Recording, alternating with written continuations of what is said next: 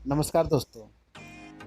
Power star Pawan Singh के इस नवरात्र में कुल 4 देवी गीत रिलीज किए जाएंगे, जिसमें से पहला देवी गीत का पोस्टर आज रात तक रिलीज किया जाएगा।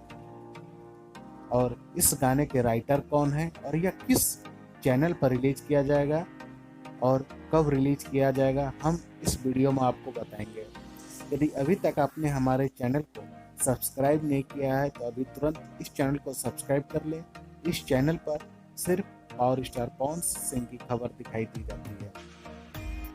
आपको बता दें कि पावर स्टार पवन सिंह का इस साल देवी गीत काफ़ी बवाल शूट हो चुका है।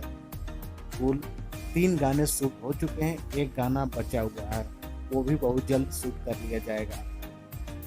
इस साल आपको जैसे पवन सिंह के पुराने देवी गीत के सॉन्ग आप सुनते थे, ठीक उसी तरह का फ्लेवर इस बार आप लोग को सुनने को मिलेगा।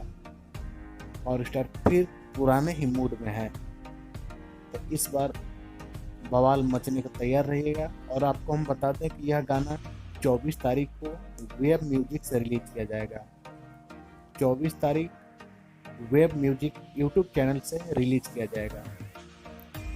इसी तरह की ताज़ा अपडेट के लिए आप हमारे चैनल पर बने रहें। मिलते हैं नेक्स्ट अपडेट के साथ, तब तक के लिए जय हिंद, जय भारत, जय भोजपुरी।